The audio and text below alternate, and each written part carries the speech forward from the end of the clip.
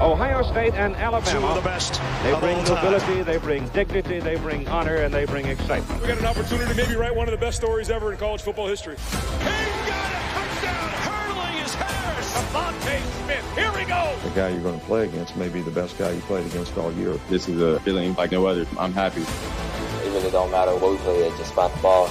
I'm ready. You don't typically get an opportunity to have a second chance. You can't miss the second time.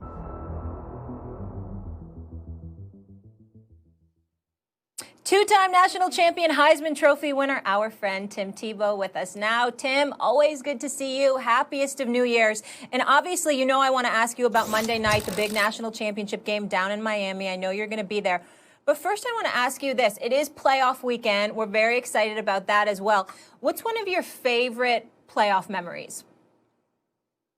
I'll tell you, I have a lot of great memories from this weekend a few years ago, and I'm not sure if Stephen A. Smith will be smiling as much as me with watching, some of the highlights from years past about it, but I remember that everything was on the line, and it was so much fun, and the wild card weekend, it's just one of the craziest weekends in sports, Tim. and hey, Stephen A., you can smile. It's okay. It was a long time ago, man. We can still celebrate it, but you don't have to frown. It's all right. It was a while ago. But I'll tell you what, I remember when I saw both those safeties came up. Who did that come against? I was thinking. Who did that come against, Tim? I forgot. What team did that come against? I think it was the Steelers. Oh, yeah. Hey, Stephen A., we're friends. Stephen A. Stephen A., we're friends now, man. It's okay, buddy. It's okay. Listen. I'll never forget. That's one of the most grating experiences of my professional career. I literally collapsed on a living room floor, and I laid there face down for almost 2 hours. I did not want to move. I did not want to come to work the next day. First of all, to lose to this guy. A pass to end of that third and 8 at the end of an 80-yard touchdown pass to Demarius Thomas. I still have not forgiven Ike Taylor for that. I've held it against Ike Taylor all of these years. I know I have to let it go. I know I have to let it go. What do you mean I have lose to be a kind man. I get it, but I have never. I'm like, listen, because I swore he was gonna lose. I swore he was gonna. I was like, there's no way in hell Tim Tebow is beating my Steelers. It's not gonna happen.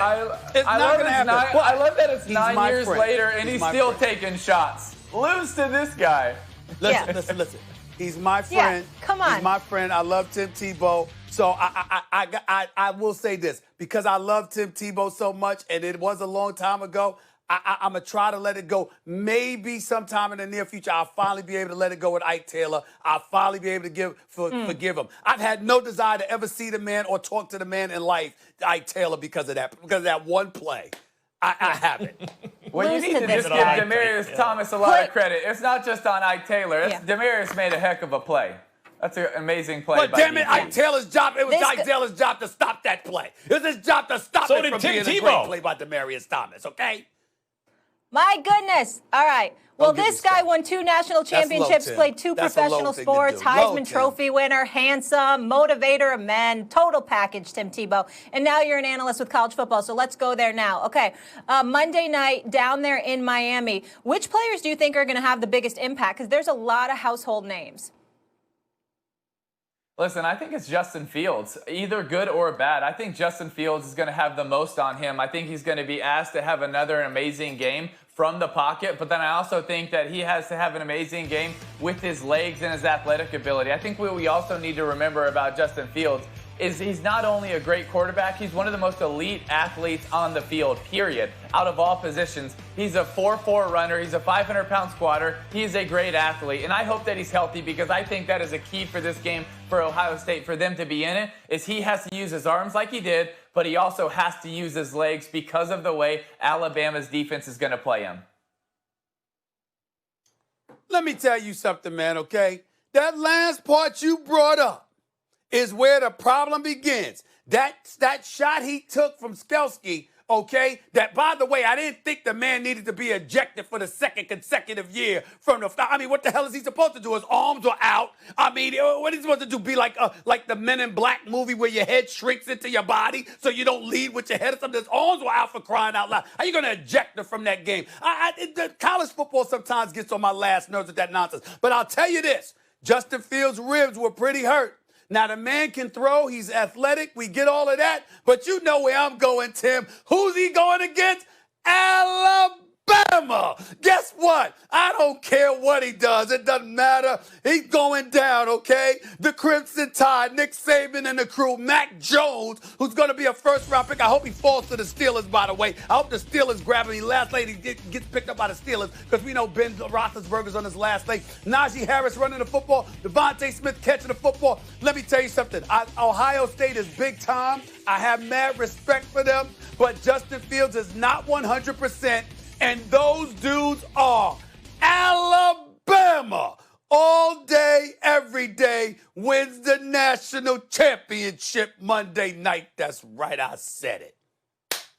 Stephen A., for all those reasons you just said, that's why I'm saying that Justin Fields has to have a huge game on Monday night, is because I do think Alabama is the better overall team. And with Devontae Smith, maybe they'll get Jalen Waddle back. Mac Jones is the most efficient, is the highest QBR in the history of the metric. This offense is the most efficient offense in history, right? Because of all that, I think you have to have an amazing game by Justin Fields to keep this thing close going back and forth.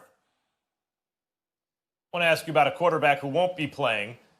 Tim, Trevor Lawrence, who is, as a best prospect, doesn't always make the best pro, like often to Andrew Luck. But since Luck, Trevor Lawrence seems to be the most complete package. Size, speed, arm strength, accuracy, experience, championship, like the whole package.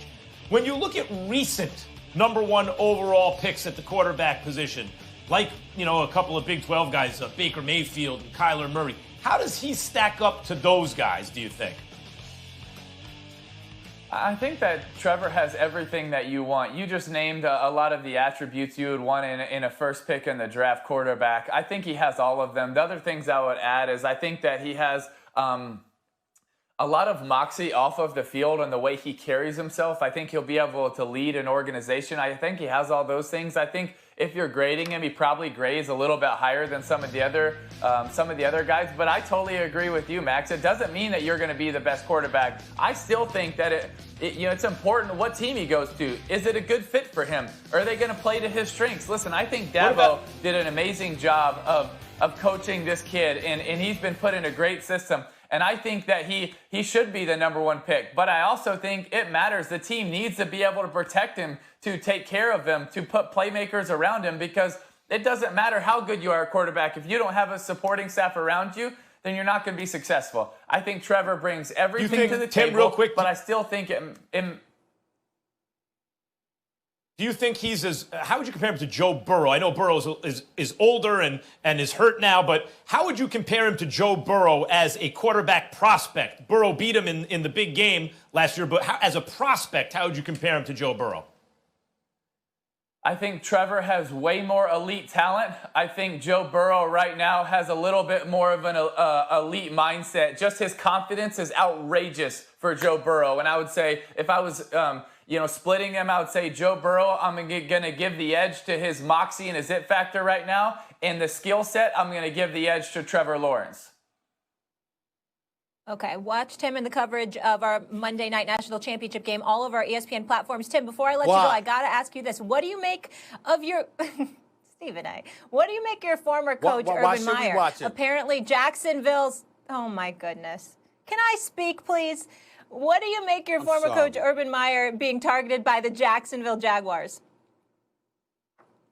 Well, Molly, I think there's a lot of people that want him in college and in the NFL, and we've had a lot of conversations, and I think he's sitting there listening, but I think it'll take a right job with the right opportunity to get him. But I think the Jaguars and a lot of other teams should want him because I think he's one of the best coaches to ever do it. And am I biased? Of course I am, because he's like a father figure to me. But I think if there's a team that gets him, that can lure him away from being an analyst and a grandfather and a dad and a husband, which he's doing a great job of doing that right now, then they're going to get a great coach who I think is going to do a great job at wherever he goes, if he goes to it, takes another head coaching job.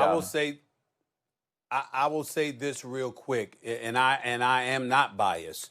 Urban Meyer is one of the greatest coaches I've ever seen in my life. And when you see other people do this job, and then you look at his resume, it is as close to impeccable as you can get. If there is someone who deserves an opportunity, no matter which team it is him. So I wish him nothing but the best. Outside of that, as much as I love my brother Tim Tebow and watching him, after showing that Steelers highlight, I don't even know if I could talk to him for the next few weeks. I don't even know if I could talk to him right now. Hey, I didn't show it. I didn't say roll the tape, Stephen A.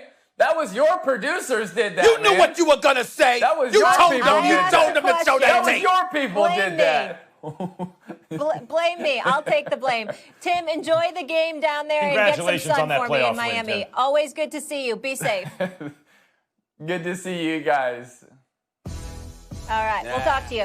When we come back here on First Take, the Texans hire their GM without consulting Deshaun Watson, and he found out the news on Twitter. How should Watson feel about the Texans organization and LeBron speaking out on the chaos at the Capitol on Wednesday? We'll play that sound for you in just a moment. Plenty more First Take to come.